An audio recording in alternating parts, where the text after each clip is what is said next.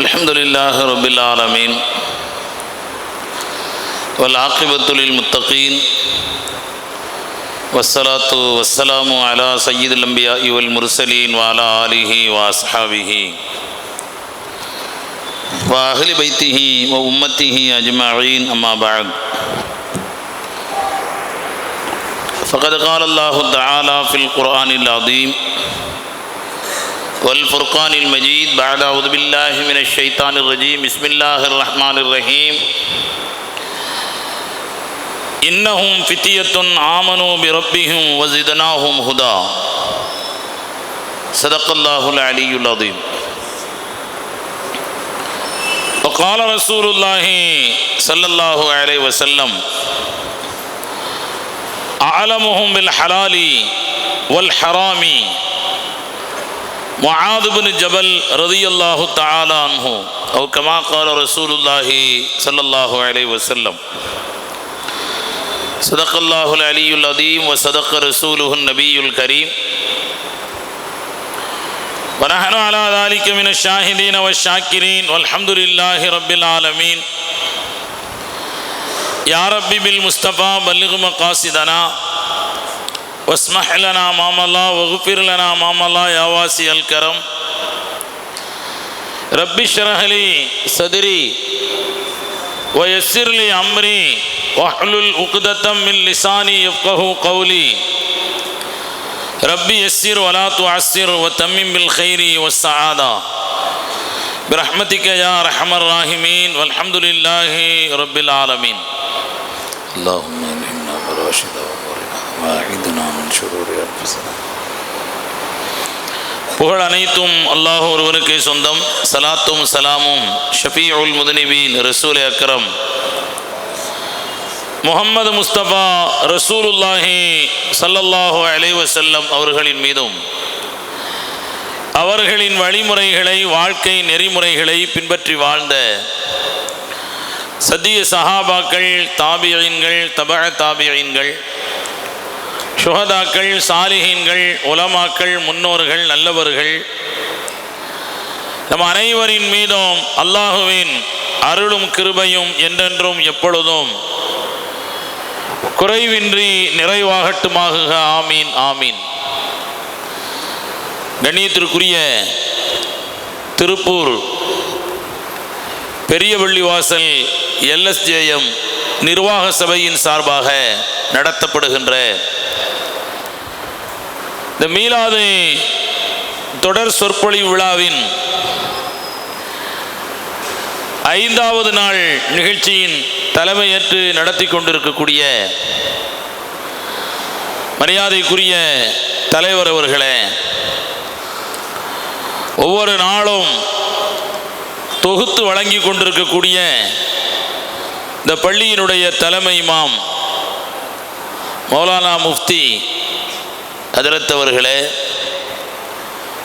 சிராஜுல் முனீர் அரபு கல்லூரியின் பேராசிரியர் பெருமக்களே, மாணவ கண்மணிகளே, மரியாதைக்குரிய ஜமாத்தார்களே, தாய்மார்களே, சகோதரிகளே, உங்கள் அனைவருக்கும் என் அன்பார்ந்த அஸ்ஸலாமு அலைக்கும் வரஹ்மத்துல்லாஹி தஆலா வ பரக்காத்துஹு. கண்ணியத்திற்குரியவர்களே, அருமை நாயகம் ரசூலுல்லாஹி ஸல்லல்லாஹு அலைஹி வஸல்லம் அவர்களை அல்லாஹ் அழகிய முன்மாதிரி என்று குர்ஆன் ஷரீஃபிலே அல்லாஹ் அறிமுகப்படுத்துவான்.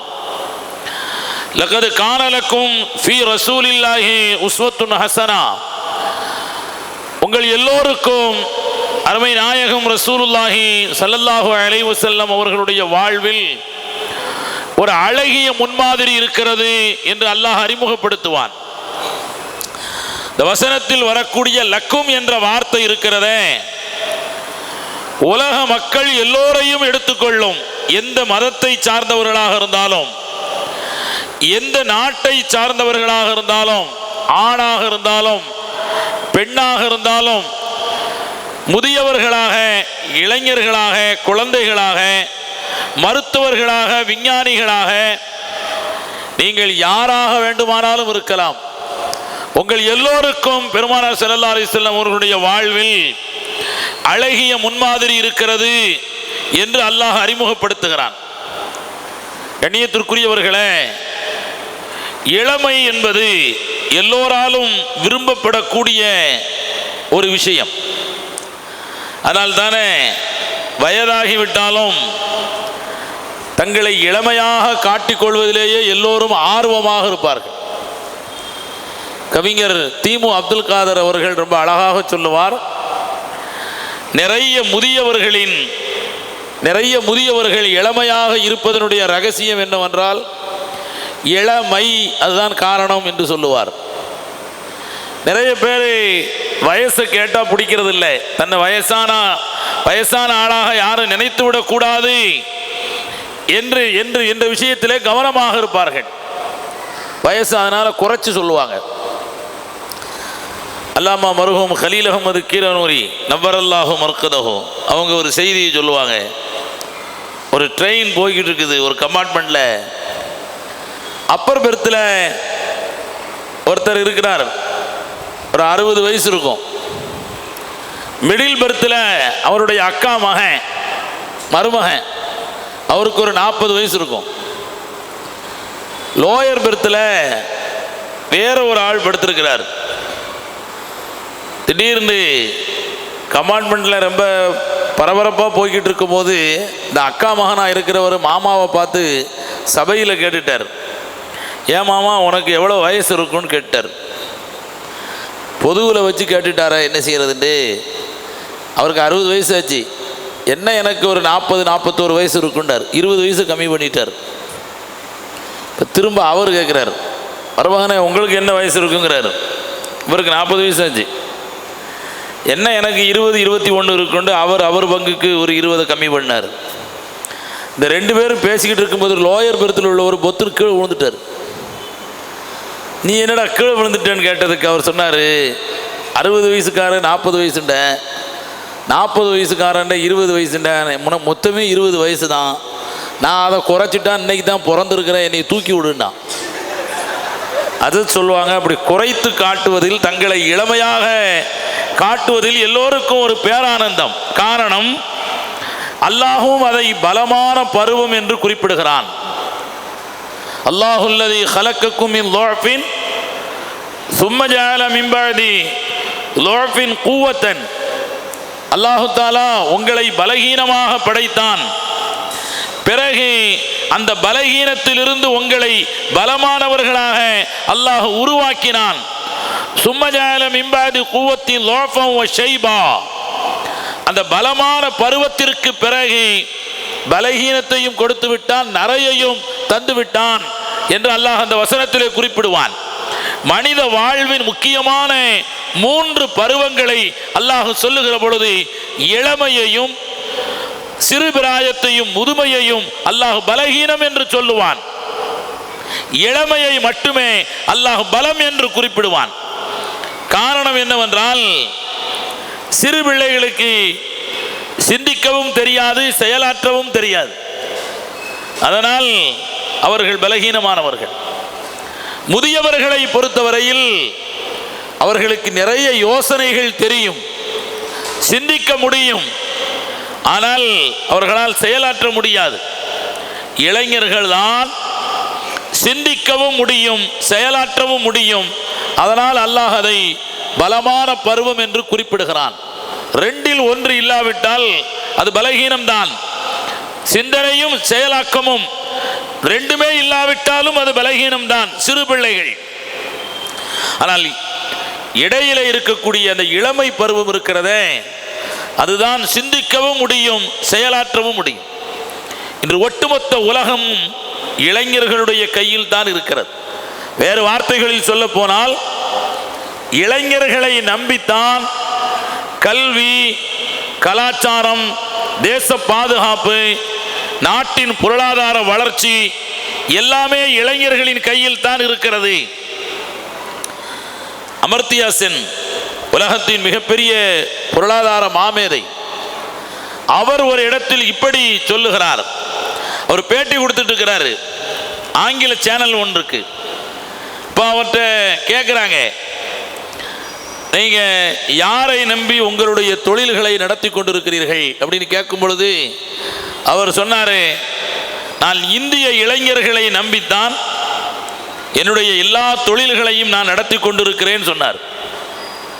அப்போ இந்திய இளைஞர்கள் எல்லாம் இந்தியாவோடு நின்று விட்டால் நீங்கள் என்ன செய்வீர்கள், வேற இளைஞர்களுக்கு என்ன செய்வீர்கள் என்று சொல்லுகிற பொழுது அமர்த்தியாசன் சொன்னார், ஒன்றும் கவலைப்பட மாட்டேன், நான் இருக்கிற நாட்டுக்கு அவங்க வந்துகிட்டு இருந்தாங்க, அவர்கள் இந்தியாவோடு நின்று விட்டால் என்னுடைய கம்பெனிகள் எல்லாவற்றையும் நான் இந்தியாவிற்கு அவர்கள் இருக்கின்ற இடத்திற்கு நான் கொண்டு போய் விடுவேன் என்று சொன்னார். இந்த இளைஞர்கள் தெளிவான சிந்தனை கொண்டவர்களாக, செயலாக்கம் கொண்டவர்களாக இருந்தால் நாட்டினுடைய ஒட்டுமொத்த வளர்ச்சியும் அது மேலோங்கும் மட்டுமல்ல, எல்லா துறைகளிலும் முத்திரை பதிக்கலாம். இப்போ இஸ்ரேல்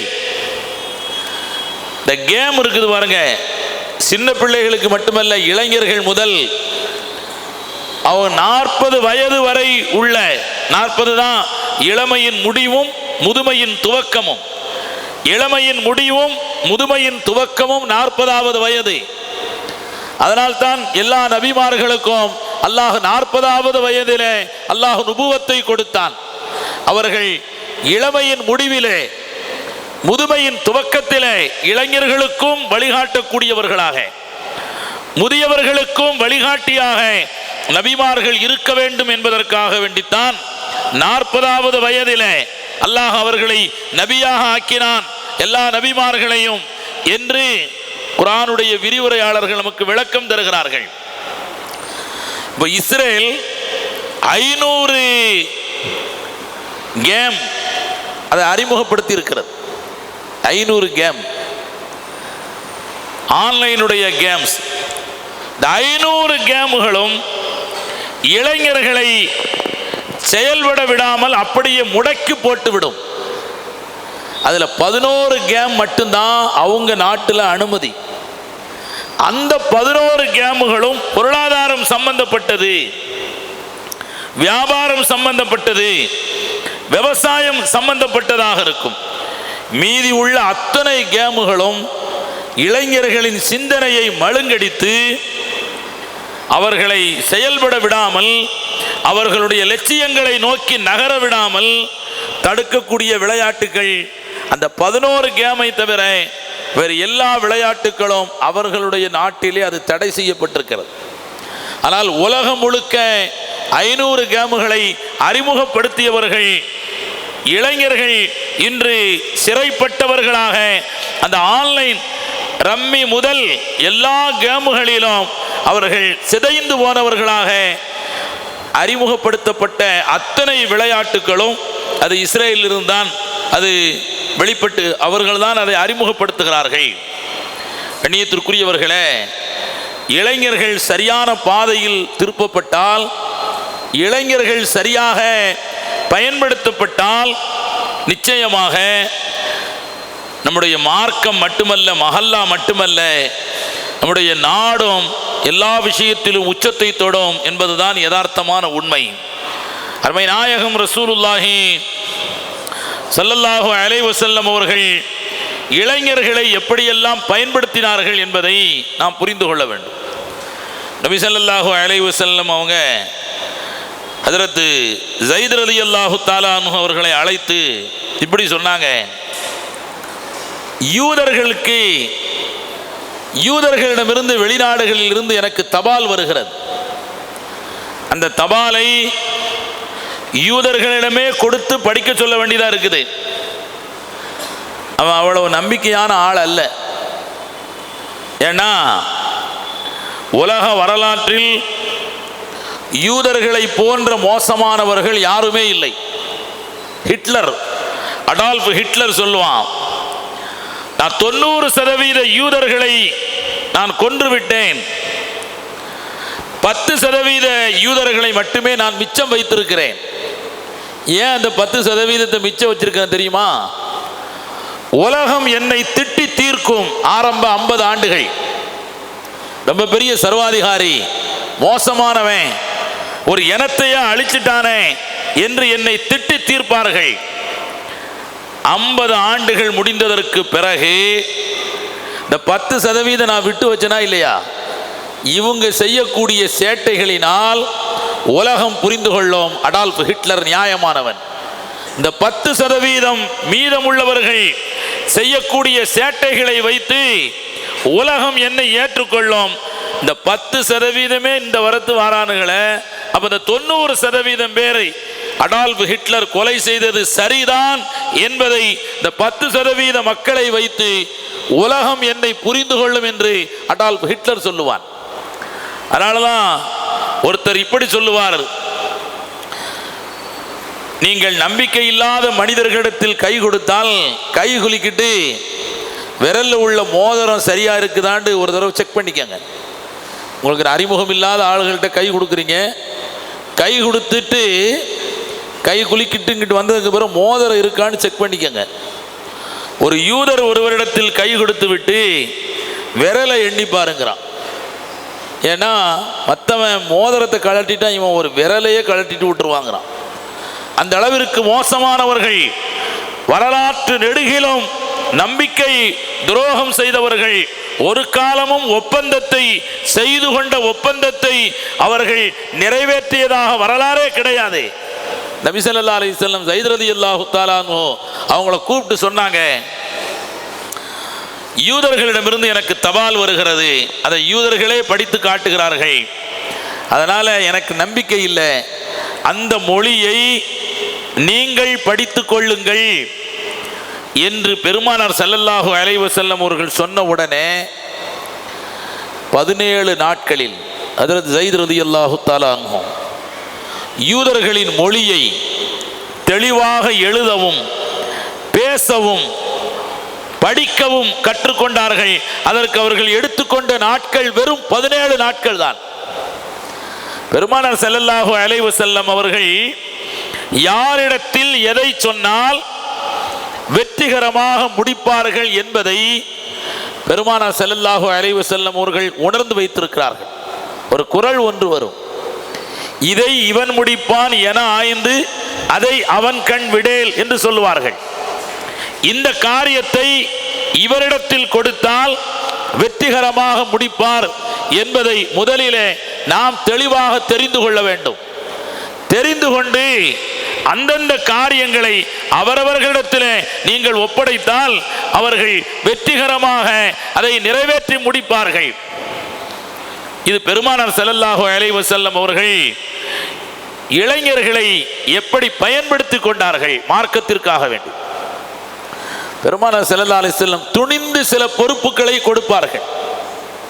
ஹஜ்ரத் உஸாமா ரலியல்லாஹு தஆலா அன்ஹு, உஸாமா ரலியல்லாஹு தஆலா அன்ஹு ரசூலுல்லாஹ்வுடைய வளர்ப்பு மகன் ஸைத் ரலியல்லாஹு தஆலா அன்ஹு அவர்களுடைய மகனார் ஹஜ்ரத் உஸாமத் பின் ஸைத் ரலியல்லாஹு தஆலா அன்ஹு மக்கா வெற்றி கொள்ளப்பட்ட சமயத்தில் ஸைத் ரலியல்லாஹு தஆலா அன்ஹுடைய கையில ரசூலுல்லாஹ்வுடைய வளர்ப்பு மகன் அவருடைய கையில கொடியை கொடுத்து நபி ஸல்லல்லாஹு அலைஹி வஸல்லம் மக்காவிற்குள்ளே அனுப்புகின்ற பொழுது அவர் சில வார்த்தைகளை சொன்னார். அவருக்கு ஒரு 40 வயது நெருங்கி கொண்டிருக்கிறார். அல் யௌமு யௌமுல் மல்ஹமா, இன்றைய நாள் பழிக்கு பழி வாங்கக்கூடிய நாள் அப்படின்னு கோஷம் போட்டார். நபி ஸல்லல்லாஹு அலைஹி வஸல்லம் அவரை கூப்பிட்டு கொடியை கையிலிருந்து வாங்கிட்டாங்க. வாங்கி அவருடைய மகன் உஸாமாவுடைய கையிலே கொடுத்து அல் யௌமு யௌமுல் மக்ஃபிரா லல் மல்ஹமா, இன்றைய நாள் ஒருவருக்கொருவர் மன்னிக்கின்ற நாள், பழி வாங்கக்கூடிய நாள் அல்ல என்று நீ மக்கள் மத்தியிலே சப்தமிட்டு கோஷம் போடு என்று பெருமானார் ஸல்லல்லாஹு அலைஹி வஸல்லம் அந்த கொடியை ஹஜ்ரத் உஸாமாவிடம் கொடுத்தார்கள். அந்த கொடியை வாங்குகின்ற பொழுது ஹஜ்ரத் உஸாமாவிற்கு வயது 18 வயது தான். 18 வயது பிள்ளையை நம்பி ஒரு தளபதி பொறுப்பை ஒப்படைக்கிறார்கள் என்று சொன்னால் அப்படி பெருமானார் ஸல்லல்லாஹு அலைஹி வஸல்லம் அவர்களால் உருவாக்கப்பட்டிருக்கிறார்கள். இன்னைக்கு 18 வயசு பையனை நம்பி பைக்கில் ஏறி உட்கார முடியாது. 18 வயசு நம்ம பையனை பெருமானார் ஸல்லல்லாஹு அலைஹி வஸல்லம் ஒரு பெரிய போருக்கு மக்கா முற்றுகைக்கு தளபதியாக ஆக்குகிறார்கள். ஆனால் இன்னைக்கு அப்படி அல்ல. பிள்ளைகளுக்கு எதுவுமே தெரிவதில்லை. இளைஞர்கள் எதையும் புரியாதவர்களாக இருக்கிறார்கள். அவர்களுடைய உச்சந்தலையிலிருந்து உள்ளங்கால் வரை பெரியவங்க பார்த்து பயப்படுற மாதிரி தான் இருக்கு. ஆடை முதல் அவங்க வெட்டி இருக்கிற முடி முதல், முடி வெட்டி இருக்கிறது நீங்க பார்த்துருப்பீங்க. மார்க்கம் என்ன சொல்கிறது? உலமாக்கள் ஜும்மாவில் தெளிவாக சொல்லி காட்டுகிறார்கள். பெற்றோர்களுக்கே அது பிடிக்கிறது இல்லை, அவன் வெட்டி இருக்கிற முடியினுடைய ஸ்டைலு. சில நேரத்தில் இந்த ஆஸ்பத்திரியில் முடி வெட்டிட்டு வர சொல்லிடுவாங்க, சில ஆப்ரேஷனுக்கு, சில பெரிய நோய் கண்டவர்களுக்கு. அது மாதிரி இவன் நல்லா இருக்கும்போது முடி வெட்டியிருப்பான். இன்னும் சில பேர் வயசானவங்க இப்போ வெள்ளை ஆயிடுச்சா அந்த முடியை கருப்பாக்குறதுக்கு டை அடிக்கிறாங்க. அது ஷரியத்தில் வன்மையாக கண்டிக்கப்படுகிறது, மறைக்கக்கூடாது முதுமையை. ஆனால் இப்போ என்னன்னா கருப்பு முடியை வெள்ளையாக்குறான் கலரிங்கிற பேரில். அதனால தான் சொல்லுவார்கள், இளமை என்பது ஒரு பைத்தியத்தை போன்ற ஒரு மனநிலை. நமக்கு எதெல்லாம் தப்புன்னு தெரியுதோ அது பூரா அவனுக்கு சரின்னு தெரியும். நமக்கு எதெல்லாம் சரின்னு தெரியுதோ அது பூரா அவனுக்கு தப்புன்னு தெரியும். அதனால் தான் பெருமானார் ஸல்லல்லாஹு அலைஹி வஸல்லம் அவர்கள் அதை மிக கவனமாக கையாள வேண்டிய ஒரு பருவம் 14 வயதிலிருந்து 21 வயது வரை, குறிப்பாக டீன்ஏஜ் விடலை பருவம் என்று சொல்லப்படுகின்ற அந்த வயது இருக்கிறதே, பல்வேறு சஹுவத்துகளினால் ஷைத்தானுடைய வலைகளிலே நம்முடைய பிள்ளைகள் வீழ்ந்து விடக்கூடிய மோசமான ஒரு நேரம். அந்த நேரம் பெற்றோர்கள் ரொம்ப கவனமாக பிள்ளைகளை கண்காணிக்க வேண்டும். பிள்ளைகள் யாரோடு பழகுகிறார்கள்? பெருமானார் ஸல்லல்லாஹு அலைஹி வஸல்லம் அவர்கள் சொன்னதை போன்று அல் மர்உ அலா தீனி ஹலீலிஹி, ஒவ்வொரு மனிதனும் அவனுடைய நண்பனின் மார்க்கத்தில் இருக்கிறான். ஃபல் யன்துர் மன் யுகாலிலுஹு, யாரை நண்பனாக தேர்ந்தெடுக்க வேண்டும் என்பதை ரொம்ப யோசித்துக் கொள்ளுங்கள். யாரோட பழகிறான் நம்முடைய பிள்ளை, யாரோடு பழகிறான், என்ன தொடர்பு வைத்திருக்கிறார், எல்லாத்தையும் கண்காணிக்கணும். இன்னைக்கு பெற்றோர்களை பொறுத்தவரையில் நம்முடைய பிள்ளைகள் பாசம் என்ற பெயரில் அவர் கேட்கறதெல்லாம் வாங்கி கொடுத்துட்றாங்க, எல்லாத்தையும் வாங்கி கொடுத்துட்றாங்க. இப்போ உள்ள இளைஞர்களுடைய ஒட்டுமொத்த வாழ்வாதாரம், ஒட்டுமொத்த நிம்மதி ஒரு விலை உயர்ந்த பைக்கு, ஒரு விலை உயர்ந்த பைக்கு. இந்த பைக்கினுடைய சீட்டை பார்த்தா மெம்பர் படி மாதிரி இருக்கும். ஓட்டுறவன் பள்ளத்தில் இருப்பான், பின்னாடி இருக்கிறவன் மேலே உள்ள படியில் இருக்கிற மாதிரி இருக்கும். தூரத்திலிருந்து பார்த்தா இவனுக்கு எப்படி கியரை எட்டாத, பிரேக் எட்டாத, இவன் எப்படி போகிறான்னு சொல்லி நாம் பக்கத்தில் போய் பார்த்தா உள்ளே இருந்து ஒருத்தர் ஓட்டிக்கிட்டு இருப்பான். ஏகப்பட்ட பயங்கர ஸ்பீடாக போவான். பார்க்குற ஆள் யாருமே வாழ்த்துறதே இல்லை, எல்லாரும் திட்டித்தான் தீப்பாங்க. அவனுக்குன்னு சில சவுண்டு வச்சுருக்கிறான். போகிற ஆள்லாம் எல்லாரும் திட்டுவாங்க, இதெல்லாம் எங்கே உருப்பட போகுதுமாங்க. யாருமே துவா செய்ய மாட்டாங்க, அடுத்தவர்களுக்கு தொந்தரவு. அப்புறம் ஒரு பெரிய ஃபோன், எந்நேரமும் அதிலே கிடப்பாங்க. பஸ்ஸிலலாம் போனால் அல்லாஹு அக்பர், திடீர்னு நான்லாம் வந்துட்டு இருக்கும்போது ஒரு பையன் சுடு சுடு சுடுங்கிறான். என்னடான்னு பார்த்தா ஒரு கேமில் வேற ஒருத்தன் அவனோட இருக்கிறான், அவனுக்கு இங்கே இருந்துக்கிட்டு தகவல் கொடுக்குறான். இது பூரா நம்முடைய பிள்ளைகள் ஒரு பெரிய மாய வலையில் சிக்கி கொண்டார்கள். இந்த பருவம் தான் அவர்கள் சாதிக்க வேண்டிய பருவம். சஹாபாக்களை பெருமானார் ஸல்லல்லாஹு அலைஹி வஸல்லம் அவர்கள் அப்படி சாதிக்க வைத்தார்கள். நபி ஸல்லல்லாஹு அலைஹி வஸல்லம் அவர்கள் வஃபாத்தாகுவதற்கு ஒரு சில நாட்களுக்கு முன்னால் யமாமா என்ற பகுதியிலே முசைலமத்து பின் கذாப் என்கிற ஒரு பொய்யன், தன்னை நபி என்று பொய் சொன்னவன், தன்னை நபின்னு பொய் சொல்லக்கூடியவர்கள், அது ரசூலுல்லாவுடைய காலத்தில் தொடங்கி இப்போ வரைக்கும் தன்னை நபின்னு சொல்லக்கூடிய கூட்டம் இருந்துக்கிட்டே இருக்கிறாங்க. காதியானிகள் என்ற பெயரிலே இருக்கிறார்கள், எல்லா பகுதிகளிலும் இருக்கிறார்கள். நான் ஒரு காதியானி ஒரு ஆளை நான் சந்தித்தேன், எனக்கு ஏற்பட்ட அனுபவம். ஒரு ட்ரெயின் பயணத்தில் சந்தித்தேன். அவர்கிட்ட தெளிவாக சொன்னேன், லா நபிய பாதி, ரசூல் ஸல்லல்லாஹு அலைஹி வஸல்லம் அவர்களுடைய ஹதீஸ் ஒன்று இருக்கிறது, லா நபிய பஅதி, எனக்கு பின்னால் எந்த நபியும் இல்லை அப்படின்னு தெளிவாக சொல்கிறாங்க. அவர் வந்து பிஏ லிட்ரேச்சர் முடிச்சிருக்கிறார். இந்த பையன் ஒரு ஐடி கம்பெனியில் வேலை பார்க்குறாரு. லா நபிய பஅதி அரபியும் படிச்சிருக்கிறார். அரபிக்கு எம்ஏ திருச்சியில் படிச்சிருக்கிறாரு. லா நபிய பஅதி, எனக்கு பின்னால் எந்த நபியும் இல்லை என்று நபி ஸல்லல்லாஹு அலைஹி வஸல்லம் சொல்லியிருக்கிறாங்களே, நீங்க எப்படி நபி இருக்கிறதா சொல்றீங்கன்னு சொன்னதுக்கு அவன் ஒரு விளக்கம் சொன்னான் பாருங்க. அல்லாஹ்வுடைய கிருபையால நான் 20 வயசுல ஆலிமான, இப்போ எனக்கு 48 வயசு. நம்புங்க, 48 வயசு தான். ஆனா இது ஒரு 28 வருஷமா நான் வந்து கிதாபுகளோட தொடர்பில் இருக்கிறேன், உங்களை மாதிரி ஆட்களுடைய துவாவுனால. ஆனால் எனக்கே தோணாத ஒரு விளக்கத்தை சொன்னான். இந்த ஹதீஸ் உங்களுக்கு ஆதாரம் இல்லை, எனக்கு ஆதாரம்டா. உனக்கு என்னடா ஆதாரம் அப்படின்டா, லா நபிய பஅதி அப்படி படிக்கக்கூடாது, லா நபியுன் பஅதி, லா என்று பெயர் கொண்டவர்கள் தான் எனக்கு பின்னால் நபியாக வருவார்கள் சொன்னானே. மிர்சா குலாம் அதில் லா வருது. அல்லாஹு அக்பர், எவ்வளவு மூளைச்சலவை செய்யப்பட்டிருக்கிறான்னு பாருங்க. லா நபியுன் பஅதி, எனக்கு பின்னால் நபியாக வரக்கூடியவர்கள் எல்லாம் லாங்கிற எழுத்து கொண்டவர்களாக இருப்பார்கள். இந்த ஹதீஸ் எங்களுக்கு ஆதாரம்னா, இளைஞர்களுக்கு அல்லாஹு தஆலா ஏற்கனவே தப்பிப்பதற்கு நிறைய அந்த சிந்தனை தெளிவாக அவர்களுக்கு செயல்படும். அதை சமுதாயம் பயன்படுத்தி கொள்ள வேண்டும். பாரதிதாசன் யூனிவர்சிட்டியில் ஒரு பையன் 4 பரீட்சை எழுதிட்டான் ஃபைனல் இயரில். கடைசி எக்ஸாமில் 4 பரீட்சை எழுதிட்டான். கடைசி பேப்பர் மட்டும் ஒரு தில்லுமுள்ளு பண்ணி வேற ஒரு ஆளை தனக்கு பதிலாக எழுத வச்சுட்டான். இப்போ 5 பேப்பரையும் திருத்துற இடத்துல ஒன்று சேர்க்குறாங்க. 4ம் ஒரே மாதிரி இருக்குது. 4ம் அந்த பையன்தான், கையெழுத்து அவங்க எழுத்தான். ஒன்றே ஒன்று மட்டும் மாறி போயிருக்குது. இப்போ விசாரணை கமிட்டி ஒன்று கூடி அந்த பையனை கூப்பிட்டு உட்கார வச்சு விசாரிக்கிறாங்க. காலேஜ் அந்த வருஷம் மாஸ்டர் டிகிரி முடிக்கிறாரு. தம்பி, நீ கடைசி பரீட்சையில் 5 பேப்பர் எழுதிட்டியா? எழுதிட்டேனே. இந்த 5 உன் பேப்பர் தானே? ஆமாம். முதல் உள்ள 4 பேப்பர் கொடுக்குறாங்க, ஒன்று ஒன்றா கொடுக்குறாங்க. இது உன் கையெழுத்து தானா? என் கையெழுத்து தான், எந்த மாற்றமும் இல்லை. 4 பேப்பரையும் கொடுத்துட்டு 5வது ஒரு பேப்பரை கொடுத்து, இது மட்டும் மாறி இருக்க, நீ யாரை மாற்றி அனுப்புன? இது ஃபோர்ஜரி இல்லையா அப்படிங்கும் பொழுது அவன் சொன்னான், இது என் பேப்பர் இல்லை அப்படின்னா.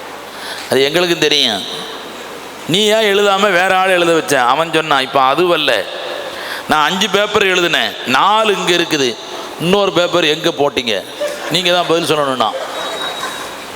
விசாரணை கமிட்டி பார்த்தாங்க, இவன் சொல்கிறத பார்த்தா நம்ம 5 பேருக்கும் சஸ்பென்ஸ் ஆர்டர் வந்துடும் போல் தெரியுது.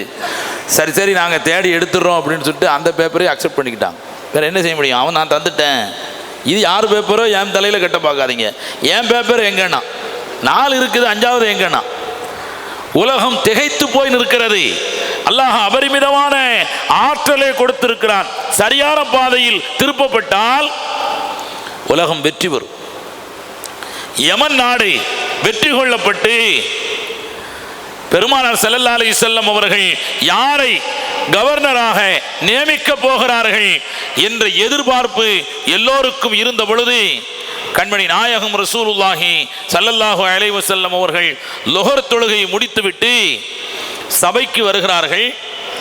சபையில் எல்லா சஹாபாக்கள் 60 வயது 70 வயது, நிறைய போர்க்களம் கண்டவர்கள், பல்வேறு திருமணங்களை முடித்து நிறைய பிள்ளைகளை பெற்று பேரம்பேத்திகளோடு 2-3 குடும்பங்களை நடத்தக்கூடியவர்கள். நான் போர்க்களத்துக்கு பின்னாடி ஏன் அதை சொல்கிறேன் தெரியுதா? அதை விட ரொம்ப கஷ்டம் குடும்பத்தை நடத்துறது. இப்படிலாம் அனுபவமான ஆட்கள் இருக்கும் பொழுது ஹஜ்ரத் ரசூலுல்லாஹி ஸல்லல்லாஹு அலைஹி வஸல்லம் வந்து யாரை கவர்னராக நியமிக்க போகிறாங்க அப்படின்னு எல்லாருடைய எதிர்பார்ப்பும் இருக்கின்ற பொழுது பெருமானார் ஸல்லல்லாஹு அலைஹி வஸல்லம் அவர்கள் வந்து சொன்னாங்க, யமன் நாட்டிற்கு கவர்னராக முஆத் இப்னு ஜபல் ரலியல்லாஹு தஆலா அன்ஹு அவர்களை நான் அனுப்புகிறேன். அஅலமுஹும் பில் ஹலாலி வல் ஹராமி. இங்கே சபையில் இருக்கக்கூடியவர்களில் ஹலாலையும் ஹராமையும் நன்கு தெரிந்தவர் ஹஜ்ரத் முஆத் இப்னு ஜபல் ரலியல்லாஹு தஆலா அன்ஹு. எவ்வளவு பெரிய சர்டிபிகேட் பாருங்க. சஹாபாக்கள் நிரம்பி இருக்கின்ற அந்த கூட்டத்தில் வயதானவர்கள், அனுபவசாலிகள், பெரும் பெரும் போர்க்களங்களை முன்னின்று நடத்தியவர்கள் எல்லோருக்கும் மத்தியில் 20 வயது நிரம்பிய முஆத் இப்னு ஜபலை எழுப்பி யமன் நாட்டுக்கு கவர்னராக அனுப்புறேன், வேற எந்த தகுதியும் வேணாம், யமன் நாட்டினுடைய மொழி தெரியாது, ஏன் யமன் நாடு எந்த திசையில் இருக்கிறது என்று அவருக்கு தெரியாது, ஆனால் ஹலாலையும் ஹராமையும் தெளிவாக தெரிந்தவராக இருக்கிறார், அவரை நம்பி எந்த பொறுப்புனாலும் ஒப்படைக்கலாம். நபி ஸல்லல்லாஹு அலைஹி வஸல்லம் ஒப்படைத்தார். நீண்ட ஒரு காவியம். அவரை பெருமானார் ஸல்லல்லாஹு அலைஹி வஸல்லம் ஒட்டகத்தின் மீது உட்கார வைத்து தாஜ்தாரே மதீனா ரசூல் அக்ரம் ஸல்லல்லாஹு அலைஹி வஸல்லம் அவர் உட்கார்ந்திருக்கின்ற ஒட்டகத்தின் கயிறை பிடித்து கொண்டு தரையிலே நடக்கிறார். அவர் ஒட்டகத்தில் இருக்கும் பொழுது அவருடைய கால் ரசூலுல்லாவுடைய உடலின் மீது சில நேரங்களில் மோத பார்க்கும் பொழுது அவர் காலை எடுத்துக்கொண்டு, யா ரசூலல்லாஹ், இதை என்னால் தாங்க முடியல, நான் தரையில் நடந்து வரேன், நீங்கள் மேலே உட்காருங்க. பெருமானார் ஸல்லல்லாஹு அலைஹி வஸல்லம் அவர்கள் சொன்னார்கள், நான் மதீனாவில் ஒரு சாதாரணமான ஆள், நீங்கள் யமன் நாட்டினுடைய கவர்னர், நான் உங்களை மரியாதை செய்து அனுப்பணுன்னு ஊரினுடைய எல்லை வரைக்கும் பெருமானார் அவரிடத்தில் பேசிக்கொண்டே வருகிறார்கள். அப்போ சொன்னாங்க நபி ஸல்லல்லாஹு அலைஹி வஸல்லம், நீங்கள் யமன் நாட்டு மக்களிடத்தில் எப்படி நடந்து கொள்ள வேண்டும். அப்போ சொல்லப்பட்ட ஹதீஸ் தான், இத்தகில்லாஹ ஃபீ தாவத்தில் மதுலூம், உங்களால் யாரும் பாதிக்கப்பட்டு விடக்கூடாது, பாதிக்கப்பட்டவரின் துவாவை பயந்து கொள்ளுங்கள். فإنه ليس بينه وبين الله حجاب أو كما قال رسول الله صلى الله عليه وسلم. ஏன்னா பாதிக்கப்பட்டவர் துவா செய்து விட்டால் அதற்கும் அல்லாஹ்விற்கும் மத்தியில எந்த திரையும் இல்லை, அல்லாஹ் வேகமாக உங்களை தண்டித்து விடுவான். خذ من أغنيائهم صدقة تطهرهم وتؤدها إلى فقرائهم. அங்கு இருக்கக்கூடிய பணக்காரர்களிடத்தில் ஜகாத் பொருட்களை வசூல் செய்து அங்கிருக்கக்கூடிய ஏழைகளுக்கு அதை கொடுத்து விடுங்கள் என்று பெருமானார் ஸல்லல்லாஹு அலைஹி வஸல்லம் சொல்லி அனுப்பிட்டு மதீனாவின் எல்லை வந்தது. பெருமானார் ஸல்லல்லாஹு அலைஹி வஸல்லம் நின்று கொண்டு, யா முஆத், இப்போ ரசூலுல்லாஹ் ஒட்டகத்தினுடைய கயிறை கையில் கொடுத்துட்டாங்க, அவர் போறாரு. முஆத் என்று சொன்ன பொழுது, லப்பைக் வ சஅதைக் யா ரசூலல்லாஹ், இதோ வந்து விட்டேன், பாக்கியம் நிறைந்த உங்களுடைய தர்பாருக்கு வந்து விட்டேன் அப்படிங்கிறாரு. ரெண்டாவது ஒரு தடவை கூப்பிடுறாங்க பெருமானார் ஸல்லல்லாஹு அலைஹி வஸல்லம், அவர் இந்த வந்துட்டேங்கிறாரு. மூன்றாவது ஒரு முறை யா முஆத் என்று சொன்ன பொழுது, லப்பைக் வ சஅதைக் என்று சொல்லிவிட்ட பொழுது பெருமானார் ஸல்லல்லாஹு அலைஹி வஸல்லம் சொன்னார்கள், முஆத், இன்ஷா அல்லாஹ் அடுத்த முறை நீங்கள் மதீனாவிற்கு வருகின்ற பொழுது என் மன்னரையை தாண்டித்தான் போவீர்கள் என்று சொன்னார்கள். யமன் நாட்டினுடைய கவர்னராக கலீஃபாவாக நியமித்து விட்டு நிறைய உபதேசங்களை செய்துவிட்டு கடைசியா பெருமானார் ஸல்லல்லாஹு அலைஹி வஸல்லம் இந்த கவலையான செய்தியை சொன்னார்கள். முஆத் இப்னு ஜபல் ரலியல்லாஹு தஆலா அவர்கள் துடித்து போனார்கள். பெருமானார் ஸல்லல்லாஹு அலைஹி வஸல்லம் சமாதானம் செய்து வைத்து அனுப்புனாங்க. அப்போ அது நிறைய செய்திகளை பேசுவாங்க. உங்களுக்கு ஒரு பிரச்சனை ஏற்பட்டால் எதிலிருந்து தீர்வு எடுப்பீர்கள்? அல்லாஹ்வுடைய வேதத்திலிருந்து. ஃபஇல்லம் தஜிது, அதிலே உங்களுக்கு தீர்வு கிடைக்காவிட்டால், அவர் சொன்னாரு, ஃபி சுன்னத்தி ரசூலில்லாஹி ஸல்லல்லாஹு அலைஹி வஸல்லம், அல்லாஹ்வுடைய தூதரான உங்களுடைய சுன்னத்தான நடைமுறைகளில் தீர்வு எடுப்பேன். ஃபஇல்லம் தஜிது, அதிலேயும் கிடைக்கலனா இப்போ சொன்னார், அஜித்தஹிது பிரஇ, என் அறிவின் மூலமாக நான் ஆய்வு செய்வேன். அல்லாஹ்வுடைய வேதத்திலிருந்தும் உங்களுடைய ஞானங்களிலிருந்தும் சொன்ன உடனே அவருடைய நெஞ்சிலே கை வைத்து நபி ஸல்லல்லாஹு அலைஹி வஸல்லம் துஆ செய்தார்கள். அல்ஹம்துலில்லாஹில்லதி வஃபக ரசூல ரசூலிஹி லிமா யுஹிப்பு வ யர்லா என்று துஆ செய்து அனுப்பி கடைசியாக அந்த செய்தியை சொன்னாங்க. அவர் ரொம்ப கவலையோடு போனார். ஆனாலும் ஒரு நம்பிக்கை இருந்துச்சு, நம்ம எப்படியும் வந்துடலான்னு.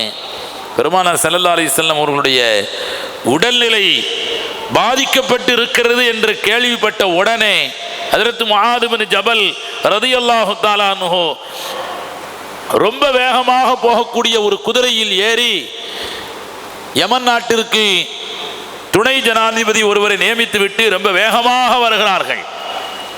4 நாள் பயணம். 4வது நாள் அவர் எப்படியும் மதீனாவை அடைந்து விட்டோம், மஸ்ஜிது நபவி கண்ணுக்கு தெரிகிறது. ரொம்ப வேகமாக குதிரையிலே வருகிறார்.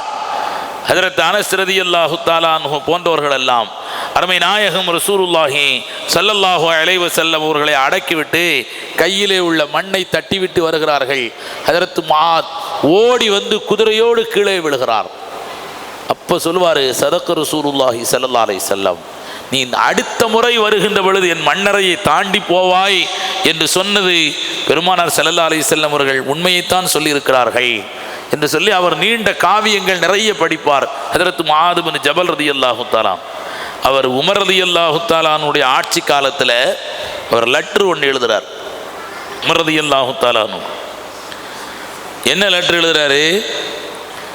யமன் நாட்டின் ஜகாத் பொருட்களை என்ன செய்கிறது, அங்கே அனுப்பிடவா, மதீனாவுக்கு அனுப்பிடவான்னு கேட்குறார். உமர் ரலியல்லாஹு தஆலானு பதில் தபால் எழுதுறாங்க, அங்க உள்ள ஜக்காத்தை வசூல் செய்து மதீனாவிற்கு அனுப்புவதற்கு உங்களை ஆட்சியாளராக ரசூலுல்லாஹ் அனுப்பவில்லை. குது மின் அக்னியாயிஹிம் வ துஅத்துஹா இலா ஃபுகராயிஹிம், அங்கிருக்கக்கூடிய பணக்காரர்களிடத்தில் பணத்தை பெற்று அங்கிருக்கக்கூடிய ஏழைகளுக்கு அதை கொடுங்கள் என்பதுதான் ரசூலுல்லாஹ்வுடைய உத்தரவு. நீ என்ன அங்கே வசூல் பண்ணி இங்கே அனுப்புறீங்க என்று கேட்ட பொழுது முஆத் பின் ஜபல் பதில் எழுதினார்கள், அதுதான் ரசூலுல்லாஹ் எனக்கு சொன்ன உத்தரவு. ஆனால் இந்த 6 ஆண்டுகளில் யமன் நாடு எப்படி மாறிவிட்டது தெரியுமா?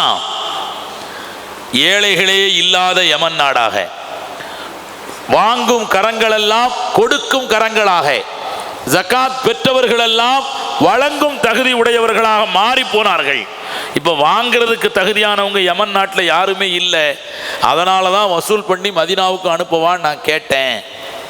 இந்த சாதனையை, இந்த மாபெரும் இமாலய பொருளாதார சாதனையை செய்து முடித்தவர்கள் ஹஜ்ரத் முஆத் பின் ஜபல். பொருளாதார புரட்சியை 6 ஆண்டு காலத்தில் மொழி தெரியாத, தேசம் எந்த பக்கம் இருக்கிறது என்றே தெரியாத, ஆனால் மார்க்க கல்வியை வைத்துக்கொண்டு ஒரு பெரிய பொருளாதார, அதாவது வளர்ந்த நாடாக மாற்றினார்கள். நம்ம நாட்டினுடைய பொருளாதாரத்தை சொல்லும் போது ஜனாதிபதி அப்துல் கலாம் சொன்னார் 2020 வளர்ந்த நாடுன்னாரு. அப்புறம் 2035ண்டாங்க. இப்போ சுதந்திர தினத்தில் 2047 வரைக்கும் கனவு மட்டும் பெரிய பெரிய கனவாக காணுங்க, இடையிலலாம் எந்திரிக்காத, 2047 வளர்ந்துடலான்னு சொல்கிறாங்க. ஆனால் 6 ஆண்டுகளில் பொருளாதாரம் தன்னிறைவு பெற்ற நாடாக மாற்றி காட்டிவிட்டு, இனி இங்கு நான் ஆட்சியில் இருக்க விரும்பவில்லை என்று ராஜினாமா செய்துவிட்டு மதீனாவிற்கு வந்து திருமணம் முடித்தார் தன்னுடைய 26வது வயதில் ஹஜ்ரத் முஆத் பின் ஜபல் ரலியல்லாஹு தஆலா. இன்றைய இளைஞர்கள், 26 வயது இளைஞர்கள் 65% பேர் போதை பழக்கத்திற்கு ஆளாகி விடுகிறார்கள் சொல்றாங்க ஆய்வாளர்கள். மது பழக்கத்திற்கு ஆளாகி விட்டார்கள். நீங்கள்லாம் உள்ளூரில் இருக்கிறீங்க, அல்லாவுக்கு அதுக்கு ஒவ்வொரு நாளும் 2 ரக்காத் தனியாக தக்பீர் கட்டி தொழுங்க. ஜாஸ்தி வெளியூர் போகிறதில்ல, இல்லை, அப்படியே போனாலும் பக்கத்தில் தான் ஈரோடு, சேலம் இந்த மாதிரி போகிறீங்க. சரக்கு பொருட்கள் பர்ச்சேஸ் பண்ணுறதா இருந்தால் ட்ரெயினில் டிக்கெட் புக் பண்ணி அல்லது ஃப்ளைட்டில் போயிடுறீங்க. எங்களை மாதிரி ஆள் பஸ்ஸில் வருவோம். அல்லாஹு அக்பர். ஒரு காலம் இருந்துச்சு, பஸ்ஸில் யாராவது 1-2 குடிகாரன் இருப்பான், அவனை பார்த்தா அஸ்தக்ஃபிருல்லாஹ்னு சொல்லணும். சில நேரம் அவன் நம்ம பக்கத்தில் உட்காந்துருவான், அஸ்தக்ஃபிருல்லாஹ்னு சொல்ல வேண்டியதாக இருக்குது. இப்போ முக்கால்வாசி குடிகாரனாக தான் இருக்கான். எவனாவது ஒரு குடிகாரன் இல்லாத ஒரு ஆள் பக்கத்தில் உட்காந்து ஒரு குடிகாரன் இல்லைன்னு தெரிஞ்சால் அல்ஹம்துலில்லாஹ் அப்படின்னு சொல்கிற மாதிரி இருக்கு. அந்த அளவிற்கு மது நிறைந்து விட்டது. போதை பழக்கம் கல்லூரி மாணவர்கள்ட்ட இருந்ததுலாம் ஒரு காலம், பள்ளிக்கூட மாணவர்களிடத்தில் இருப்பதாக சொல்கிறார்கள். திருநெல்வேலி மாவட்டத்தில் ஒரு ஊர், நான் ஊர் பேரை சொல்லலை, அந்த ஊரில் ஒரு பையன் 8வது வகுப்பு படிக்கும் பொழுது ஆள் அப்நார்மலாக இருக்கிறான். வாதியார் பார்த்துக்கிட்டே இருக்கிறாரு. ஒருவேளை பாடம் நடத்துறதுனால அப்நார்மலாக இருக்கிறானோ அப்படின்னு நினச்சி பாடத்தை நிறுத்தினாரு. அவன் அப்பொழுதும் அப்நார்மலாக தான் இருக்கான். அவனை கூப்பிட்டு கொஞ்சம் மிரட்டி கேட்டால் ஆள் குடிச்சிருக்கிறான். 8வது வகுப்பு படிக்கிற பையன். என்னடா குடிச்சிருக்கிறியா அப்படின்னு கொஞ்சம் மிரட்டுறார். அவன் சொல்கிறான், நானாவது குடிச்சிருக்கிறேன் சார். ஒரு 10 பேர் கூலி வச்சிருக்கிறானுண்டான். எத்தனை 8வது வகுப்பு படிக்கிறவன். பெற்றோர்கள் ரொம்ப உஷாராக கவனமாக இருக்கணும். நாம் செய்கிற தப்பு எங்கேருந்து துவங்குகிறது தெரியுமா? ஏன் பிள்ளைலாம் அப்படி கிடையாது அப்படின்னு ஒரு சர்டிஃபிகேட் சொந்தமாக நம்ம கையில் வச்சுக்கிட்டே இருக்கோமா இல்லை எப்போவுமே? அதுதான் நாம் சருகக்கூடிய இடம். அல்லாஹ் தெளிவாக சொல்லுவான், இந்த பிரச்சனைக்கு தீர்வு ஃபலா துஸக்கு அன்ஃபுஸக்கும் ஹுவ அலமு பிமன் இத்தகா. உங்களை நீங்களே பரிசுத்தமானவர்கள் என்று நற்சான்றிதழ் வழங்காதீர்கள். நான் அப்படி கிடையாது, எங்கள் அத்தா அப்படி கிடையாது, ஏன் புள்ள செய்யவே மாட்டான். செல்போன், தவறான தொடர்புகள், ராத்திரி 2 மணி வரைக்கும். இளைய தலைமுறையின் நிலைமை எப்படி மாறிச்சு தெரியுமா? சஹாபாக்களின் நிலைமை நம்முடைய நிலைமைக்கு நேர் தலைகீழாக இருக்கும். சஹாபாக்கள் இஷாவுக்கு தொலை வர்றாங்கல்ல, அப்பவே இரவு சாப்பாடை சாப்பிட்ருவாங்க, மகரிப் பிறகு சாப்பிட்ருவாங்க.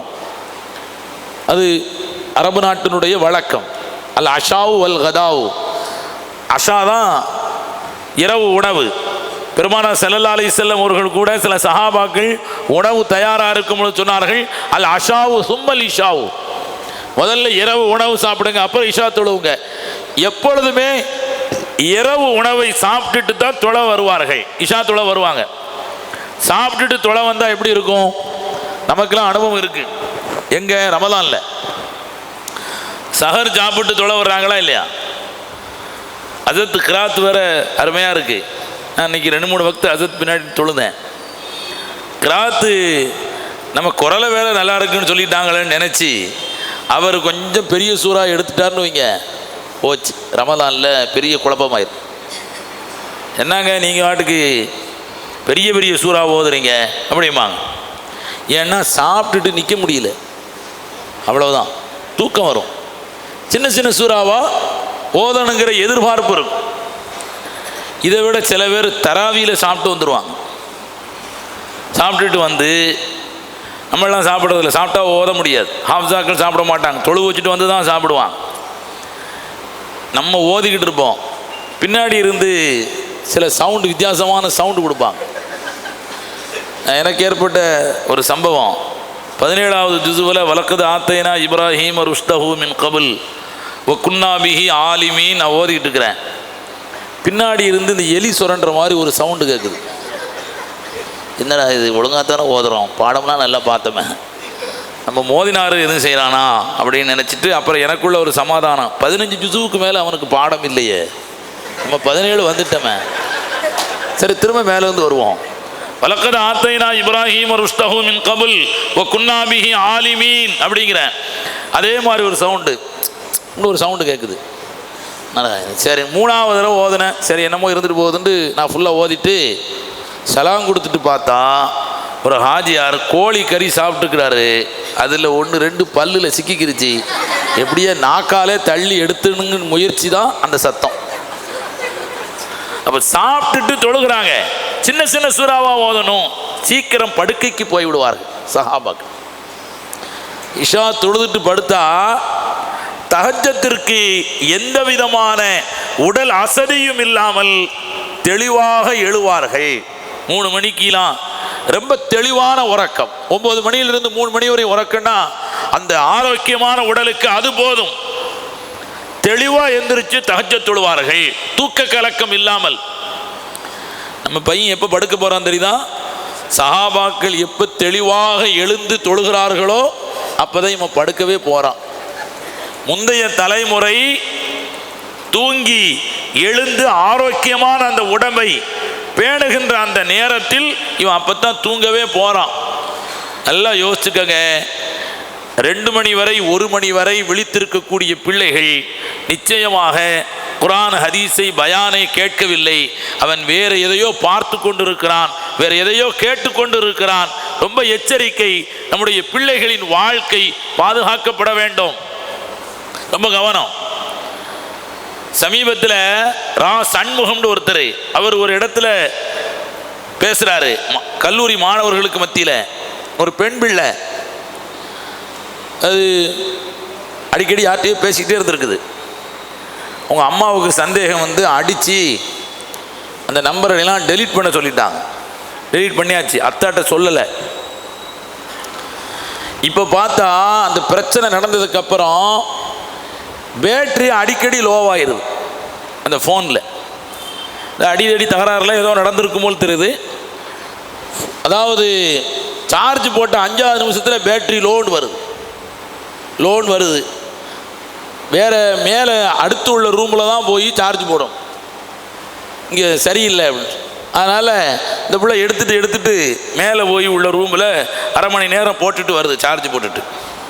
என்ன இங்கே உள்ள பிளக்கில் பேட்ரி லோன் வருது, சத்தம் வருது, மேலே போனால் சார்ஜ் ஏறுதுன்னு சொல்லிட்டு சந்தேகப்பட்டு அந்த பிள்ளையினுடைய மாமா ஃபோன் வாங்கி பார்த்தா ஒரு பையனுடைய பேரையே பேட்ரி லோன் பதிஞ்சு வச்சிருக்கிற. ஃபோன் வந்தா பேட்ரி லோவாக இருக்குது, மேலே கொண்டு வச்சு சரி போயிட்டு வா. இந்த சனியாக அப்படி பதிஞ்சு வச்சிருக்கு. இந்த கிரிமினாலிட்டி தனத்தைலாம் நல்ல விஷயத்தில் பயன்படுத்தினால் எவ்வளவு உச்சத்திற்கு செல்வார். பெருமானார் ஸல்லல்லாஹு அலைஹி வஸல்லம் இளைஞர்களை எப்படி உருவாக்கினார்கள் என்கிற ஒரு 2 தகவலை மட்டும் சொல்லி நான் நிறைவு செய்ய ஆசைப்படுகிறேன். மர்ருல் அஹரான் என்ற இடத்தில், இப்போ அதுக்கு பேர் வாதிய ஃபாத்திமா, பெருமானார் ஸல்லல்லாஹு அலைஹி வஸல்லம் சஹாபாக்களோடு இருக்கிறார்கள். ஹவ்வாத் பின் ஜுபைர் ரலியல்லாஹு தஆலா அப்படிங்கிற ஒரு சஹாபி, இளம் வயசு சஹாபி, திடீர்னு கூடாரத்தில் இருந்து பழைய ஜுப்பாவல் சட்டையெல்லாம் மாற்றிட்டு ஒரு புது ஆடை அணிந்து வேக வேகமாக போகிறார். ரசூல் ஸல்லல்லாஹு அலைஹி வஸல்லம் அவர் பின்னாடி போகிறாங்க. ஆடையை மாற்றிட்டு போகிறாரு, ஃபங்க்ஷன்லாம் இல்லையே. போனால் அங்கே சில இளம் பெண்கள் உட்கார்ந்துருக்கிறாங்க. இவர் அவங்களோட போய் உட்காந்து பேசிக்கிட்டு இருக்கிறார். அந்நிய பெண்ணை பார்ப்பது ஹராம், பேசுவது ஹராம், அவர்களோடு தொடர்பு வைப்பது ஹராம். இன்னைக்கு இது பூரா நம்மள்கிட்ட நாகரிகமாக மாறிடுச்சு. நிச்சயம் வச்சுட்டா பேச அனுமதிக்கிறாங்க, ஃபோன் அவரே வாங்கி கொடுக்குறாரு, 2 பேரும் போய் ஷாப்பிங் பண்ண அனுப்பிடுறாங்க, நிக்காஹுக்கு முன்னாடியே ஃபோட்டோ ஷூட் நடக்குது. இது அத்தனையும் தெளிவான ஹராம். நீங்கள் அதுக்கு என்ன பேர் கொடுத்துக்கிட்டாலும் சரி, ஈஜாப் கபூல் நடக்கிற வரைக்கும் இது அத்தனையும் ஹராமான விஷயம். அந்நிய பெண் தான். சஹாபி போய் உட்கார்ந்த உடனே நபி ஸல்லல்லாஹு அலைஹி வஸல்லம் வந்துட்டாங்க. என்ன ஹவ்வான் இங்கேயும் உட்காந்துருக்கிறேன்னாங்க. அவருக்கு திடீர்னு மாட்டிக்கிட்டாரா, அவர் டக்குன்னு ஒரு பொய் சொல்லிட்டார். யா ரசூலல்லாஹ் ஜமலுல் லீ கது ஷரத, என் ஒட்டகம் ஒன்று காணாமல் போயிடுச்சு, அதை தேடி வந்தேன்ட்டார். டக்குன்னு மாட்டிக்கிட்டா அப்படி ஒரு செய்தியை சொல்லுவாங்க. ஒரு வீட்டு தென்னை மரத்து மேலே ஒருத்தன் ஏறிட்டான். வீட்டுக்காரர் திருடன் லைட்டை போட்டார். என்னடா மரத்து மேலே ஏறி இருக்கேன், புல் இருக்கான்னு பார்த்தங்க அப்படின்னா. புல் எப்படிடா மேலே இருக்கும் அப்படின்னு.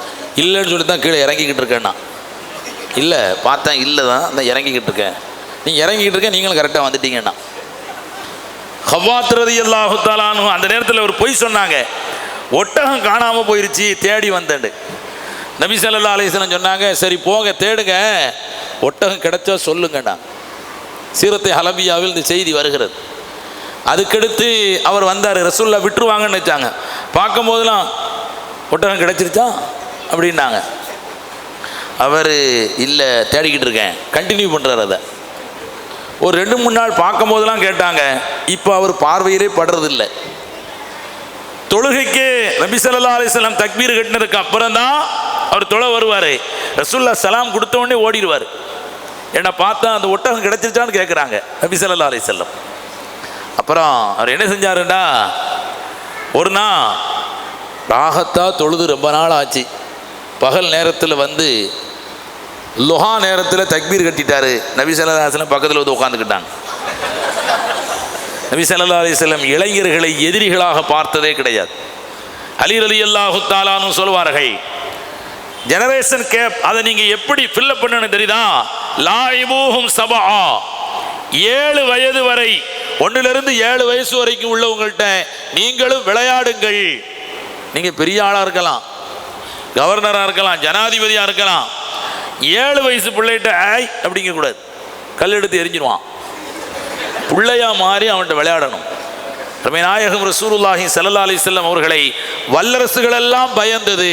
ஆனால் வீட்டிற்கு வந்தால் பேரப்பிள்ளைகளுக்கு முன்னால் பெருமானார் ஸல்லல்லாஹு அலைஹி வஸல்லம் யானை மாதிரி குனிஞ்சி தன் பேரப்பிள்ளையை முதுகிலே தூக்கி வைத்து பெருமானார் ஸல்லல்லாஹு அலைஹி வஸல்லம் வீட்டை சுற்றி வந்து சொல்வார்கள், நிஅமத்தில் மர்கபா, இது நல்ல வாகனம் அல்லவா என்று சொல்லுவார்கள். ஹதீஸ் ஷரீஃபிலே பார்க்கிறோம், லாஇபூஹும் சபஆ.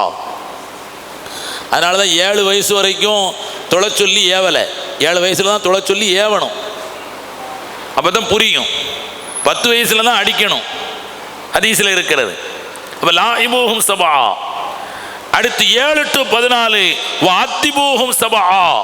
அடுத்து உள்ள 7 ஆண்டுகள் ஒழுக்கங்களை கற்றுக் கொடுங்கள், உறவுகளை சொல்லிக் கொடுக்கணும், ஒழுக்கத்தை கற்றுக் கொடுக்க வேண்டும். 14 வயசு. 14லிருந்து 21 வசாஹிபூஹும் சபஆ. அதுதான் விடலை பருவம். அதிலே நீங்கள் அவர்களை நண்பர்களாக பழகி கொள்ளுங்கள். அந்த வயசில் உள்ளவனுக்கு நண்பர்கள் பிடிக்குது, பெற்றோர்கள் ஏன் பிடிக்க மாட்டேங்குது? பெற்றோர்கள் உபதேசம் சொல்வார்கள், நல்லதை ஆதரிப்பார்கள், நண்பர்கள் தான் கெட்டதை ஆதரிப்பார்கள். அதனால் அவனுக்கு அதுதான் பிடிக்கும். ஒரு புது பைக் வாங்கிட்டு அத்தாவை கூப்பிடுறான், அத்தா இதில் ஏறத்தாண்டு இல்லை, நிறைய கடமைகள் இருக்குது, இன்ஷா அல்லாஹ் பார்க்கலாம், நீ போயிட்டு வாப்பாங்கிறாரு. அம்மாவை கூப்பிட்டா நம்மளுக்கு நோய் இருக்குது தம்பி, நீ ஆளை விடுண்டு. வீட்டில் யாரும் வரமாட்டேங்கிறாங்க. அப்புறம் அவன் என்ன செய்வான்? அவன் கூட சேர்ந்துவன், நீ போ மாப்பிள பார்த்துக்கிறலாம் அப்படிமா. அவனுக்கு தான் பிடிக்கும். நபி ஸல்லல்லாஹு அலைஹி வஸல்லம் அந்த வயதில் அரவணைத்து கொண்டார்கள். ஹவ்வாத் ரலியல்லாஹு தஆலா அன்ஹு அவர்களை மிரட்டலை. பார்க்கும் போதெல்லாம் கேட்டாங்க, துஹா தொழுகைக்கு தக்பீர் கட்டிட்டாரு, பக்கத்தில் வந்து ரசூல்லா உட்காந்துக்கிட்டாங்க. அவர் கடை கண்ணால் ரசூல்லாவை பார்த்துட்டு ஹதீஸில் வருது, ஃபத்தவ்வல ஸலாத்தஹு, எப்படியும் ரசூல்லா எஞ்சி போயிடுவாங்கன்னு ரொம்ப நேரம் தொழுகிறாரு. ஒரு கட்டத்தில் நபி ஸல்லல்லாஹு அலைஹி வஸல்லம் ஹவ்வாத்தை பார்த்து பேசுகிறார்கள், யா ஹவ்வாத் தவ்வில் ஹா மா ஷிஅத, நீ எவ்வளவு முடியுமோ அவ்வளவு போ, சலாம் கொடுத்த உடனே ஒட்டகத்தை பற்றி விசாரிக்காமல் போக மாட்டேன் அப்படின்னு சொன்னாங்க. சலாம் கொடுத்த உடனே யா ரசூலல்லாஹ், அப்படி ஒரு ஒட்டகமே கிடையாதுன்றார். தெரியாமல் சொல்லிட்டேன். நபி ஸல்லல்லாஹு அலைஹி வஸல்லம் சிரித்து விட்டு போய்விட்டார்கள். வரலாற்றிலே நாம் பார்க்கிறோம். இளைஞர்களுக்கு ஏற்படக்கூடிய பிரச்சனை முதலில் ஷஹ்வாத். அது யதார்த்தம் என்பதை நாம் ஏற்றுக்கொள்ள வேண்டும். ஷஹ்வாத் அது யதார்த்தம், நாம் அதுக்கு சொல்யூஷன் தான் தரணும். பெருமானார் ஸல்லல்லாஹு அலைஹி வஸல்லம் அரஃபா மைதானத்தில் ஒட்டகத்தின் மீது இருக்கிறார்கள். பெருமானாருடைய உடலோடு ஒட்டி இருக்கிறார் ஃபதுல் இப்னு அப்பாஸ். அவரே சொல்கிறார், கது காரம்துல் ஹுல்ம, நான் பருவ வயதை நெருங்கி கொண்டிருக்கிறேன்கிறாரு. எஹ்ராமுடைய ஆடை கட்டியிருக்கிறார். நல்லா கவனிங்க, இடம் அரஃபா மைதானம், எல்லோருடைய பாவங்களும் மன்னிக்கப்படுகின்ற மலக்குமார்களின் துஆக்களை பெற்றுத்தரக்கூடிய இடம். யாரோட உட்கார்ந்திருக்கிறாரு? ரசூலுல்லாவுடைய உடலோடு ஒட்டி இருக்கிறார்.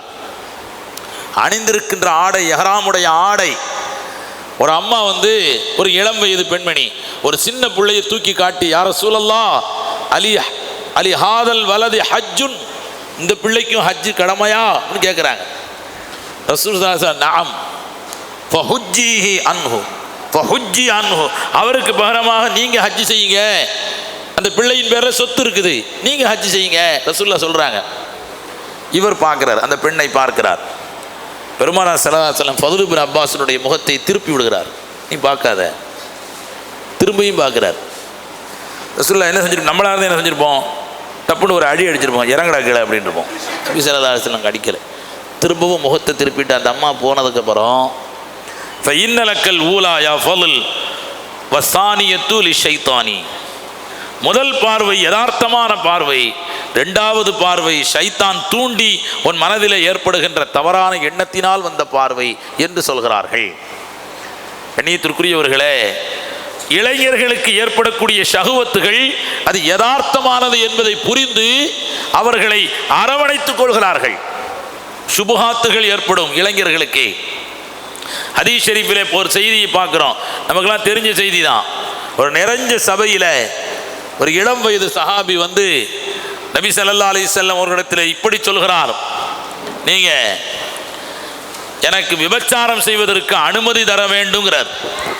எல்லாரும் இருக்கிறாங்க. நாம இளைஞர்களை என்ன செய்வோம்? விரட்டுறோம். ரசூலுல்லாஹ் 18 வயதில் 20 வயதில் அவர்களுக்கு நாடாளுகின்ற பொறுப்புகளை கொடுத்தார்கள், போர்க்களத்திற்கு தளபதியாக நியமித்தார்கள்.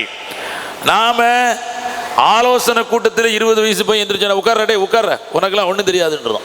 அவன் 2-3 கூட்டத்துக்கு உட்காந்துட்டு தன்னை யார் அங்கீகரிப்பார்களோ அவர்களிடத்தில் போய் சேர்ந்து கொள்கிறான். அதுக்கப்புறம் அப்படி போயிட்டானுங்க இப்படி போயிட்டானுங்கன்னு சொல்லி கவலைப்படுறதுல அர்த்தமே கிடையாது. பெருமானார் ஸல்லல்லாஹு அலைஹி வஸல்லம் அவர்கள் அரவணைத்து அவர்களுடைய ஷஹுவத்துகளை நீக்கினார்கள். ஒரு சஹாபி, இளம் சஹாபி வந்து கேட்குறாரு, எனக்கு விபச்சாரம் செய்யறதுக்கு அனுமதி வேணுங்கிறாரு. கோபப்பட்டிருக்கணுமா இல்லையா? நபி ஸல்லல்லாஹு அலைஹி வஸல்லம் நினைத்திருந்தால் அவருக்கு கடுமையான தண்டனை கொடுத்து அதன் மூலமாக மற்றவர்களும் பயப்படுற மாதிரி செய்யலாம். பயம் ரொம்ப நாளைக்கு நிற்காது. அவரை கூப்பிட்டு ரசூலுல்லாஹ் கவுன்சிலிங் செய்கிறாங்க. அதுக்கு பேர் தான் கவுன்சிலிங். உன்னுடைய அம்மாட்ட யாராவது விபச்சாரம் செய்ய நினைத்தால் நீ ஏற்றுக்குருவேன்? அது எப்படி நான் ஏற்றுக்குருவேன்? இப்படி வருஷக்கே சொல்கிறாங்க. சகோதரியிடத்தில், மனைவியிடத்தில், மகளிடத்தில். அப்போ நீ எந்த பெண்ணிடத்தில் விபச்சாரம் செய்ய நினைக்கிறாயோ அவர் யாருக்காவது அம்மாவாக இருப்பாங்கள்ல, யாருக்காவது சகோதரியாக இருப்பாங்கள்ல, யாருக்காவது மனைவியாக இருப்பாங்கள்ல, அவங்கள்ட்ட மட்டும் நீ எப்படி விபச்சாரம் செய்யலாம்? சரிதான், ஏற்றுக்கிட்டு அவர் சொன்னார், வலாக்கின் உரிது, எனக்கு அந்த ஆசை மனசில் வருதேன்றார். அப்போ இது ரசூல் ஸல்லல்லாஹு அலைஹி வஸல்லம் அந்த கவுன்சிலிங்கில் சொன்னாங்க, அதற்கு நான் ஏற்பாடு செய்கிறேன். அவர் மனசில் கையை வச்சு நபி ஸல்லல்லாஹு அலைஹி வஸல்லம் இப்படி துஆ செய்தார்கள். 3 துஆ செய்தார்கள். அல்லாஹும்ம மக்ஃபிர் தம்பஹு வ தஹ்ஹிர் கல்பஹு வ அஹ்சின் ஃபர்ஜஹு. யா அல்லாஹ், அவருடைய பாவங்களை மன்னித்திடு. இது வரைக்கும் ஏதாவது செஞ்சிருந்தா பாவத்தை மன்னிச்சிரு. வ தஹ்ஹிர் கல்பஹு, அவருடைய இதயத்தை நீ சுத்தப்படுத்து, இந்த மாதிரி தப்பான எண்ணங்கள் வராமல் சுத்தப்படுத்து. அவருடைய கற்பை நீ பாதுகாத்து விடு என்று துஆ செய்தார்கள். சஹாபி சொல்கிறார், அதன் பிறகு என் மனதிலே அந்த எண்ணமே வரவில்லை. இளைஞர்களுக்கு ஏற்படக்கூடிய தவறான எண்ணங்களை, அருவருப்பான ஷஹ்வத்தான எண்ணங்களை புரிந்து கொண்டு நபி ஸல்லல்லாஹு அலைஹி வஸல்லம் அதை தீர்த்து வைத்து அவர்களை தங்களோடு அரவணைத்து கொண்டார்கள். அதனால் வெற்றிகரமான ஒரு சமுதாயத்தை பெருமானார் உருவாக்கி காட்டினார். கடைசியாக ஒரு செய்தி, ஒரு மஹல்லாவில் இளைஞர்கள் கெட்டு போனால், ஒரு ஊரிலே இளைஞர்கள் கெட்டு போனால், ஒரு நாட்டிலே இளைஞர்கள் கெட்டு போனால், வெறுமனே அந்த இளைஞர்கள் மீது மட்டும் தவறல்ல, அவங்க மேலே 40%னா மீதி 60% குற்றவாளிகள். அந்த 60% யாரென்றால் பெற்றோர்கள், மஹல்லா நிர்வாகிகள், நிர்வாக பெருமக்கள், தலைவர்கள், உலமா பெருமக்கள். இவங்க தான் மீதி 60% குற்றவாளிகள். காரணம் என்னன்னா, எங்கோ தவறு நடந்திருக்கிறது, அவரை நாம் பண்படுத்தாமல் விட்டுவிட்டோம், அதனால் தான் அவர் அந்த தவறிலே மாட்டியிருக்கிறார். சிரியாவில் ஒரு போர் ஒன்று நடந்துடுச்சு. போர் முடிஞ்சு ஒரு இளைஞர் வந்து உமர் ரலியல்லாஹு தஆலா அன்ஹுவிடத்தில் வந்து சொன்னார், கது நுசிர்னா, நாம் உதவி செய்யப்பட்டு விட்டோம், அல்லாஹ்வுடைய கிருபையினால் வெற்றி பெற்று விட்டோம் அப்படின்னு சொன்ன பொழுது உமர் ரலியல்லாஹு தஆலா அன்ஹு கேட்ட முதல் கேள்வி, மத்தா பதஅல் கிதாலு, போர் எப்பொழுது துவங்கியது என்று கேட்டார்கள். போர் எப்போ துவங்கிச்சு? பாத துலு இஷம்ஸ், சுபுகு தொழுகு முடிஞ்சு சூரியன் உதயமானதற்கு பிறகு போர் துவங்கியது. ஹஜ்ரத் உமர் ரலியல்லாஹு தஆலா அன்ஹு அவர்கள் கேட்டார்கள், மத்தா இன்தஹல் கிதால், போர் எப்போ முடிஞ்சிச்சுன்னாங்க. போர் எப்போ முடிஞ்சிச்சு? அவர் சொன்னார், கபல குரூபி ஷம்ஸ், சூரியன் மறைவதற்கு முன்னால் போர் முடிந்தது என்று சொன்ன பொழுது பக்கா உமர் ரலியல்லாஹு தஆலா அன்ஹு புக்கான் ஷதீதா, மிக கடுமையாக அழுதார்கள். வந்தவருக்கு ஒன்றும் புரியல, ஏன் அழுகிறீங்க, நமக்கு தானே வெற்றி. உமர் ரலியல்லாஹு தஆலா அன்ஹு சொன்னார்கள், சத்தியம் அசத்தியத்தை எதிர்த்து இவ்வளவு தூரம் போராடக்கூடாது, காலையிலிருந்து சாயங்காலம் வரைக்கும்லாம் போராடக்கூடாது. அப்படி அசத்தியத்தை அழிப்பதற்கு காலையிலிருந்து மக்ரிப் வரை போராடுகிறது என்று சொன்னால், இல்லா பி தம்பின் அதுனப்துஹு அவு பி தம்பின் அதுனப்துமு, அந்த ஏதோ ஒரு பாவம், அந்த பாவத்தை நான் செஞ்சிருக்கணும் அல்லது நீங்க செஞ்சிருக்கணும் என்று சொன்னார்கள். கண்ணியத்திற்குரியவர்களே, மதீனாவிலிருந்து 2000 மைல்கள் தூரமான சிரியாவில் நடந்த அந்த போரில் அந்த மண்ணிலே ஒரு பகல் முழுக்க நடந்த போர், அந்த போரில் வெற்றி கிடைத்தாலும் அசத்தியத்தை எதிர்த்து சத்தியம் இவ்வளவு தூரம் போராடுகிறது என்று சொன்னால், மதீனாவில் இருக்கின்ற நான் ஏதோ பாவம் செய்திருக்கிறேன், அல்லது போர்க்களத்தில் இருக்கின்ற நீங்கள் ஏதோ பாவம் செய்திருக்கிறீர்கள் என்று சொன்னதுக்கு ஏற்ப குற்றத்தை தான் ஏற்றுக்கொண்டார்கள். நாமும் ஏற்றுக்கொள்ள வேண்டும். இளைஞர்கள் வழிகட்டு போகிறார்கள் என்று சொன்னால் அவர்களை அரவணைத்து அவர்களுடைய மனோ இச்சைகளுக்கு நாம் கவுன்சிலிங் கொடுத்து அவர்களுக்கு நல்ல பல உயர்ந்த பொறுப்புகளை வழங்கி அவர்களை அரவணைத்து கொள்ள வேண்டிய நாம் அவர்களை கண்டுகொள்ளாமல் விட்டதின் காரணத்தினால் எங்கோ அவர்கள் தவறிழைத்து கெட்டு போய் விடுகிறார்கள். எனவே அருமை நாயகம் ரசூலுல்லாஹி ஸல்லல்லாஹு அலைஹி வஸல்லம் அவர்கள் ஹஜரத் உசாமாவை உருவாக்கியதை போன்று, ஹஜரத் முஆத் இப்னு ஜபல் ரலியல்லாஹு தஆலா அன்ஹு அவர்கள் சரி செய்ததை போன்று, ஹஜரத் ஹவ்வாத் ரலியல்லாஹு தஆலா அன்ஹு அவர்களை உருவாக்கியதை போன்று, ஹஜரத் ஃபதுல் இப்னு அப்பாஸ் ரலியல்லாஹு தஆலா அன்ஹு அவர்களை உருவாக்கியதை போன்று நாமும் நம்முடைய பிள்ளைகளை, எதிர்கால தலைமுறையினர்களை வார்த்தெடுக்க வேண்டும், வளர்த்தெடுக்க வேண்டும் என்றது நல்ல நேரத்தில் அல்லாஹ்விடத்திலும் துவா செய்து உங்களிடத்திலும் கோரிக்கை வைத்து இந்த நல்ல வாய்ப்பினை, இங்கு உரையாற்றக்கூடிய நல்லதொரு வாய்ப்பினை எனக்கு வழங்கிய வல்லான் அல்லாஹு தாலாவிற்கும் நம்முடைய திருப்பூர் LSJM நிர்வாக பெருமக்களுக்கும் குறிப்பாக மரியாதைக்குரிய உலமா பெருமக்களுக்கும் நெஞ்சார்ந்த நன்றி கூறி விடைபெறுகிறேன். வாஹிரு தஅவானா அனில் ஹம்துலில்லாஹி ரப்பில் ஆலமீன். அஸ்ஸலாமு அலைக்கும் வரஹ்மத்துல்லாஹி தஆலா வபரகாத்துஹு.